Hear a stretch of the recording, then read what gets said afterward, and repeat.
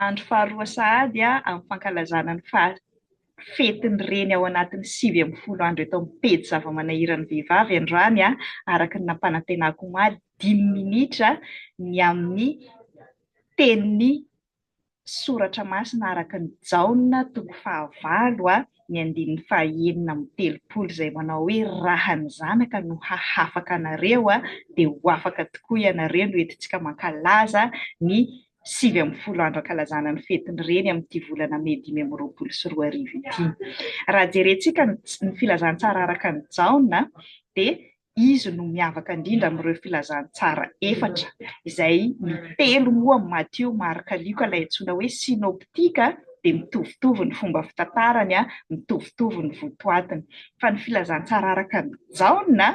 dia miavaka tanteraka satria tena fototra teolojika ny ireo filazantsara telo ireo no resahan'ny Jaona. Izany hoe tsy ny tantara momba ny Jesosy ilay zanak'Andriamanitra mpanafaka fotsiny izy fa isan'ny fototra moa izy nahitany sy nakany fiangonana kristianina rehefa lasa institutiona ny fiangonana kristianina taty amin'ny taonjato faha-4 lasa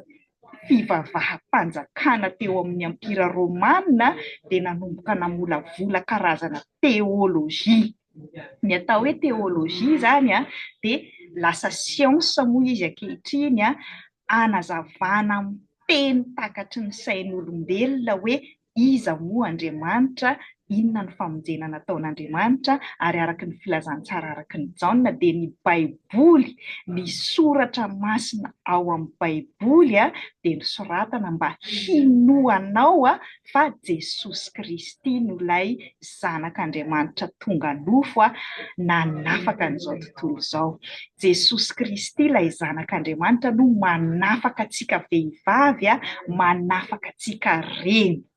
Araka nyity Jaona toko 9 misy ny andinin'ny 9:30 izay milaza hoe raha ny zanaka no afaka anareo dia ho afaka tokoa ianareo ity moa izany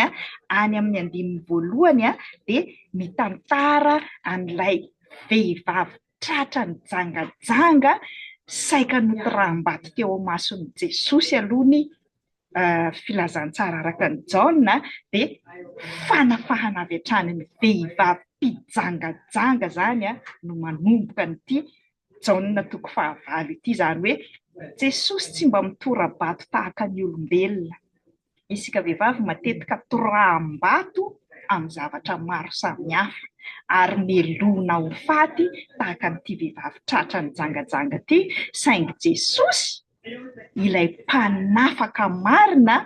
dia tsy mba tahaka ny olombelona mpitsara sy mpitora-bato ny vehivavy fa nampieritreritra ny olona rehetrarehetra izay te hitora-bato amin'ity vehivavy ity izy hoe izay tsy nanomboka aminareo no aoka hitora-bato azy voalohany dia io ny avian'ilay fomba fiteny malagasy hoe manao fialan'ny jiosy na tsapa-tena ny rehetrarehetra nanomboka tamin'ny lehibe ka hatramin'ny kely hoe samy nanota avokoa, samy miala tsiraikaraika, tsisy nitora-bato amin'ity vehivavy ity Jesosy no nanafaka anazy tamin'ny fijangajangana. Dia raha jerentsika amin'izay manomboka amin'ny andinin'ny 12 ka hatramin'ny 20 dia tsy tian'ny olona izany zavatra nataon'i Jesosy izany. Tsy tian'ny olona izany Jesosy manafaka ny mpanota, manafaka ny mpijangajanga, manafaka ny vehivavy izany ka saika ho torahan'olona vato Jesosy, saika nosamborina Jesosy satria tsy tian'ny olona ny Jesosy manafaka ny vehivavy. Manomboka amin'ny andinin'ny 1 ka hatramin'ny 30 dia ambaran'i Jesosy ampahabe maso amin'izay fa izy no ilay fahazavana. Ity no isan'ny fototry ny teolojian'ny Trinité kristianina ary ny mahagaga, mahazendana indrindra mahareny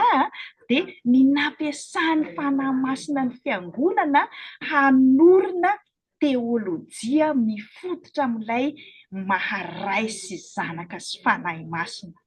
Jesosy Kristy ilay zanak'Andriamanitra no manambara ny tenany fa zanak'Andriamanitra ary novolavolain'ny teolojia kristianina amin'ny alalan'ny Trinité fa ny ray sy zanaka ary ny fanahy masina ilay telo izay iray dia Andriamanitra iray ihany fa tsy Andriamanitra telo samihafa. Ary na dia telo izay iray ary Andriamanitra, tsy nataony tonga amin'ny fomba mahagaga avy dia mirakla tonga fotsiny nipoitra avy any an-danitra Jesosy, fa nifidy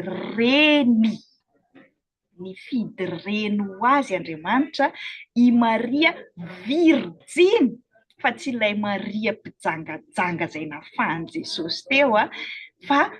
tena vehivavy nasehon'Andriamanitra fa mbola tsy mahalala lahy, tena hoe Andriamanitra no ray ary ny fanahy masina no nametraka an' Jesosy tao an-kibon'i Maria, ka izay no nahatonga ny fiangonana tany amin'ny taonjato faha-efatra nametraka ny teolojiany maharenin'Andriamanitra ny Maria, satria renin'i Jesosy izy. Fa io moa ilay taty amin'ny taonjato faha-19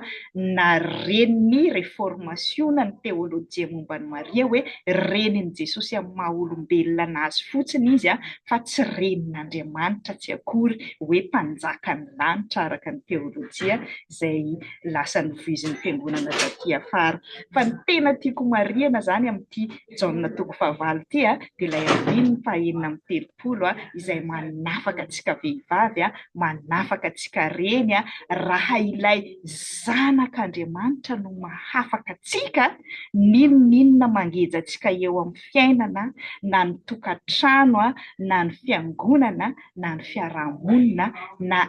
any amin'ny sehatry ny asa, na aiza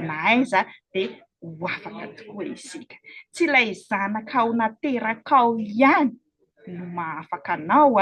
fa ilay zanak'Andriamanitra Jesosy Kristy no tena mpanafaka. Rapitso ho tantaraiko anao fa ilay zanaka nateraka koa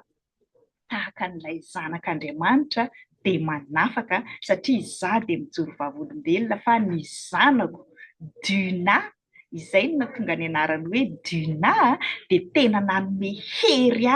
nanafaka tamin'ny rafitra patriarkaly teo amin'ny fiangonana nisy anazy, izay tsy manao ordinasiona vehivavy ho pasteur, nanafaka tamin'ny fangejana izay nanery ahy sy namono atao anatin'ny fiainatokantranoko, ary nanafaka teo amin'ny rafitra patriarkaly ny fiarahamonina malagasy, izay manao tsinotsinona ny vehivavy, indrindra ny vehivavy misara-bady sy mananjanaka vavy manano-tena tahaka.